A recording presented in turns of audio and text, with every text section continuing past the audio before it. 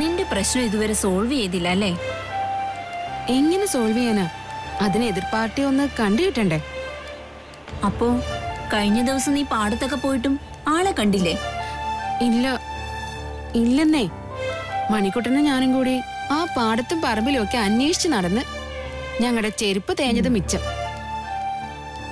പിന്നെ ഈ കക്ഷി എങ്ങോട്ട് പോയി? അതാ ഞാനും ആലോചിക്കുന്നേ. എങ്ങോട്ട് പോയി? ചിന്നന് പോലും അറിയില്ല. ആകെ മായായി പോയതുപോലെ. ഏതായാലും ഇതങ്ങനെ നീട്ടിക്കൊണ്ടു പോകുന്ന അത്ര ശരിയല്ല. കുറെ ദിവസം കാണാതിരുന്ന ആ അകൽച്ച കൂടത്തേ ഉള്ളൂ. ഞാൻ എന്ത് ചെയ്യാനാ? ആളെ ഒന്ന് കണ്ട പ്രശ്നം തീരുമായിരുന്നു. ദേവൻ സാറിനെ പോലെ ഒരാളുടെ സൗഹൃദം ഇല്ലാതാക്കുന്നത് നിനക്കത്ര നല്ലതിനല്ല, പ്രത്യേകിച്ച് ഇപ്പോഴത്തെ സാഹചര്യത്തിൽ.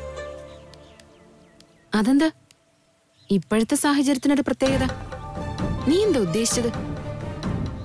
ഈ നാട്ടിൽ നീ വന്നപ്പോഴുള്ള അവസ്ഥയാണോ ഇപ്പോ? നിനക്ക് തന്നെ അറിയാലോ എത്ര ശത്രുക്കളാണ് നിനക്കിപ്പോ.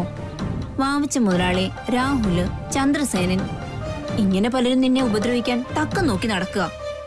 ആ സമയത്ത് ദേവൻ സാറിനെ പോലെ ഒരാൾ സഹായത്തിനുള്ളത് നിനക്കൊരു രക്ഷയല്ലേ? നീ തന്നെ ഒന്ന് ആലോചിച്ച് നോക്കിയേ.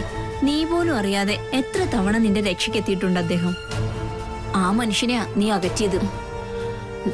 നീയും എന്നെ കുറ്റപ്പെടുത്തുകയാണോ? നിന്നോട് ഞാൻ പറഞ്ഞില്ലേ, അന്നത്തെ മൂഡില് ഞാനങ്ങ് പറഞ്ഞു പോയതാ, അല്ലാതെ മനഃപൂർവ്വമല്ല.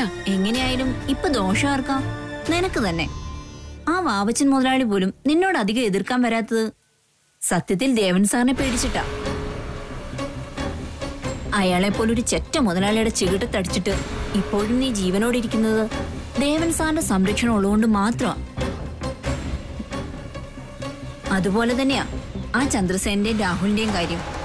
നിന്റെ താമസ സ്ഥലം കണ്ടുപിടിച്ച സ്ഥിതിക്ക് ഇനി അവരുടെ ഉപദ്രവം കൂടുകയുള്ളൂ. കഴിഞ്ഞ ദിവസം നിന്റെ അച്ഛനെ ഉപദ്രവിച്ചു എന്ന് നീ പറഞ്ഞു. നാളെ ഇതുപോലെ നമ്മൾ നടന്നു പോകുമ്പോ ഒരു കാറിൽ ആ ചന്ദ്രസേനും മറ്റും നിന്നെ ബലമായി കയറ്റിക്കൊണ്ടുപോയാൽ ആരുണ്ടാവും ഒരു സഹായത്തിന്? അങ്ങനെ സംഭവിച്ചാലും ആശ്രയിക്കാൻ പറ്റുന്നത് ദേവൻ സാറിനെ മാത്രാ. എനിക്ക് ഉറപ്പുണ്ട് അങ്ങനെ ഒരാളെയാ നീ വെറുപ്പിച്ചത്. ഞാൻ നിന്നോട് പറഞ്ഞില്ലേ, ആളെ ഒന്ന് കണ്ട മാപ്പ് പറയാനും ഞാൻ തയ്യാറാ. പക്ഷെ എങ്ങോട്ട് പോയിന്ന് പോലും അറിയില്ലല്ലോ. നീ ഒരു കാര്യം ചെയ്യ്, ആ ആയമ്മയോട് ചോദിച്ചു നോക്ക്. ദേവൻ സാറ് എങ്ങോട്ട് പോയിന്നും എന്താ സംഭവിച്ചതെന്നും ഒക്കെ ആയമ്മയ്ക്കറിയാതെ വരില്ല. അയ്യോ, അതിന് ആയമ്മ എങ്ങനെ കാണാനാ? അവരങ്ങനെ എപ്പോഴും പുറത്തോട്ടൊന്നും വരാറില്ല. അവര് പുറത്തോട്ട് വരണ്ട, പക്ഷെ നിനക്ക് അങ്ങോട്ട് പോകാമല്ലോ.